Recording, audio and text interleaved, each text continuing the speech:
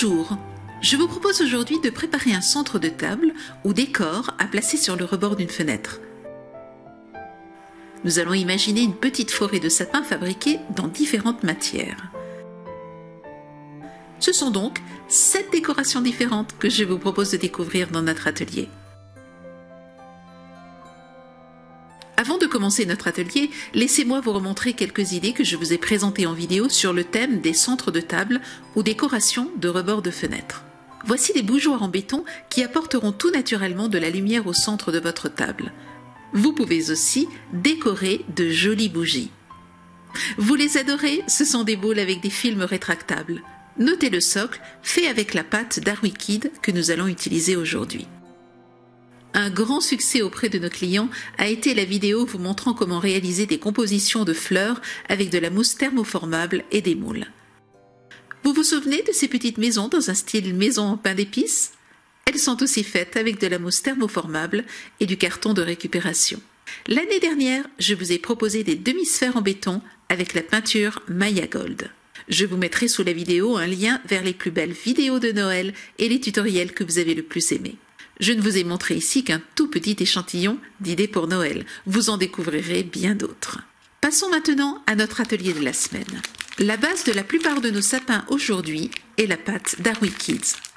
C'est une pâte séchant à l'air. Vous la connaissez maintenant très bien. Je vais aussi utiliser des cônes en polystyrène de 2 tailles différentes et vous les voyez, je les recouvre de film plastique.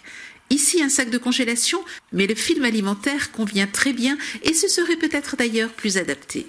Le fait de les protéger va me permettre de les récupérer et donc de les réutiliser pour un autre projet.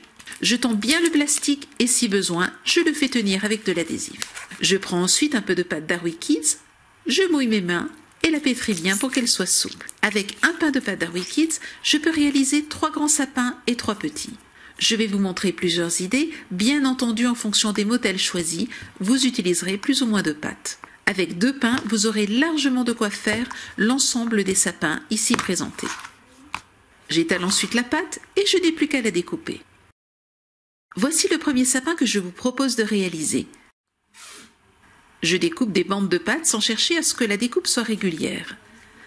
Je place une bande assez large au bas du sapin et colle les 2 extrémités simplement en les mouillant. Tous les collages vont se faire simplement avec de l'eau.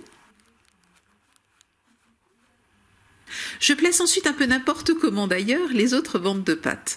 Je veux simplement les répartir sur toute la surface du sapin sans trop les serrer. Et je les pose ainsi un peu dans tous les sens. J'étale ensuite à nouveau de la pâte et découpe des flocons avec des emporte-pièces de 2 tailles différentes. Vous pourriez utiliser des cœurs ou des oursons ou d'autres formes. N'oubliez pas qu'il s'agit d'une pâte séchant à l'air.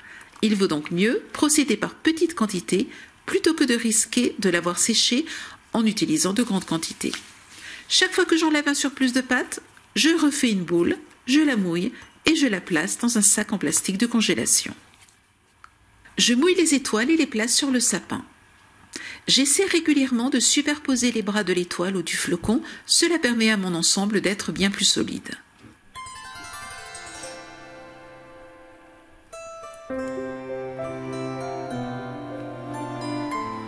Et voilà, premier sapin terminé, il ne reste plus qu'à le laisser sécher 24 heures.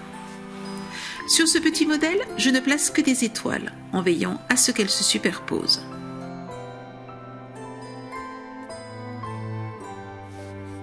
Pour mon deuxième sapin, je crée un patron en papier en enroulant le sapin en polystyrène dans du papier.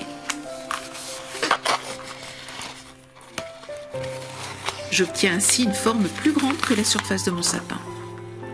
Je la place sous un film plastique et étale ma pâte jusqu'à ce qu'elle déborde du patron en papier. Je retourne régulièrement la pâte car elle est ainsi plus facile à étaler. Il ne reste plus alors qu'à mettre mon gabarit en papier au-dessus de la pâte et à découper la forme. Je place un tapis à relief et appuie au centre du tapis.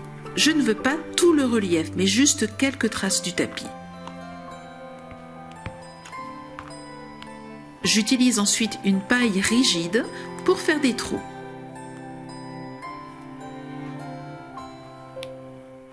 Je retourne le plastique sur lequel est étalée ma pâte et la retire ainsi facilement. Je la place sur le sapin.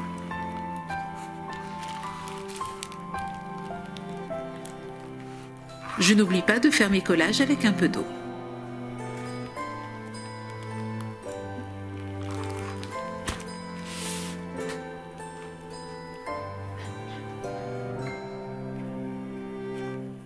Ce petit sapin est fait sur le même principe. Je n'ai par contre pas utilisé le tapis à relief et j'ai fait beaucoup plus de trous que pour le modèle précédent. Je veux vraiment des sapins qui s'harmonisent sans pour autant être exactement identiques.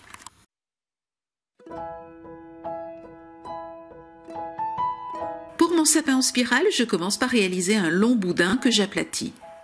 Pour l'aplatir facilement, remarquez que je soulève mon boudin de la main droite. Il ne reste plus qu'à le découper. Pour cela, j'utilise une lame qui m'aidera à faire une découpe régulière. J'utilise une autre lame pour découper la pâte. Vous voyez, ici je travaille directement sur ma table car elle ne craint rien, mais je vous conseille bien entendu de protéger votre table lorsque vous faites des découpes. J'enroule ensuite la pâte sur le cône. Remarquez qu'elle est assez épaisse car je ne veux pas qu'elle soit fragile après le séchage. Vous verrez, il est plus simple d'enrouler votre pâte en mettant le cône à l'horizontale. C'est aussi comme cela que vous le laisserez sécher.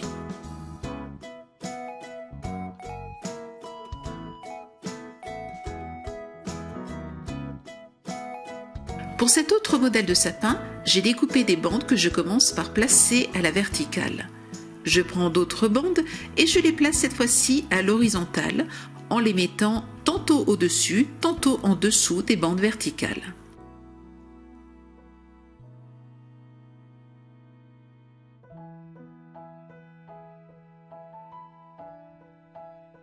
Je termine en mouillant et en lissant le sommet du sapin afin de former une pointe.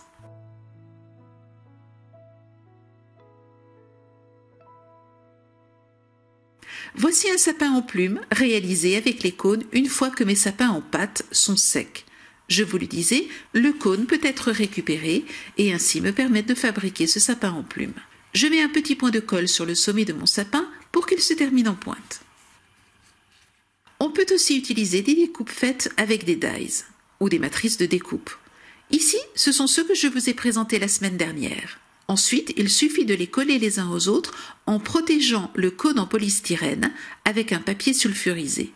Le collage se fait à partir de la base sur laquelle je colle une bande de papier. J'ajoute ensuite de grands flocons, puis des moyens et enfin de petits sur le sommet. Pour terminer, je rajoute quelques petits flocons sur la base pour bien la solidifier. Et voilà le résultat. Et voici ma dernière idée de sapin pour aujourd'hui. J'ai réutilisé la forme en papier que j'avais faite pour le deuxième sapin. Je l'ai simplement reproduite, découpée et collée en utilisant de la mousse thermoformable blanche pailletée. J'ai rajouté 2 étoiles en pâte sur le sommet du sapin et le tour est joué.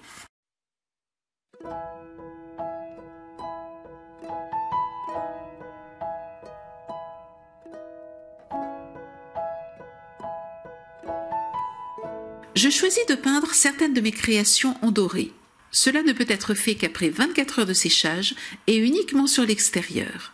L'intérieur, touchant le plastique, n'est pas encore sec. J'ai choisi ici de la peinture 3D pour son épaisseur et sa densité en paillettes. Je peins ainsi entièrement certaines créations.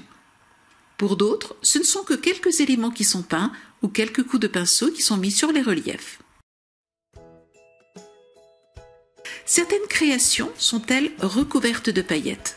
Pour cela, je commence par mettre du vernis-colle, puis je saupoudre de paillettes effet givré.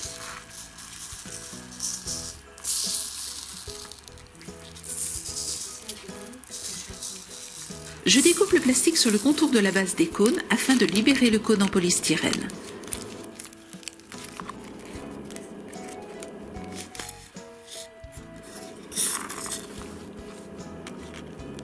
J'enlève le plastique, vous voyez, cela se fait très facilement.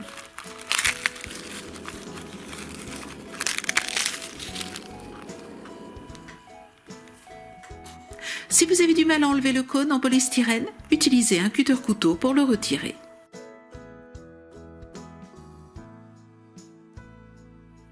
Et je laisse sécher l'intérieur de la création pendant 24 heures. Le sapin spirale demandera à être séché couché, car il est bien possible qu'en retirant le cône, la spirale s'affaisse. C'est normal, car la pâte n'a pas encore durci à l'intérieur. Couchez-le et vous verrez que 24 ou 48 heures plus tard, il se tiendra bien et vous pourrez peindre l'intérieur. Imaginez cette forêt de sapins au centre d'une table de fête ou sur un rebord de fenêtre.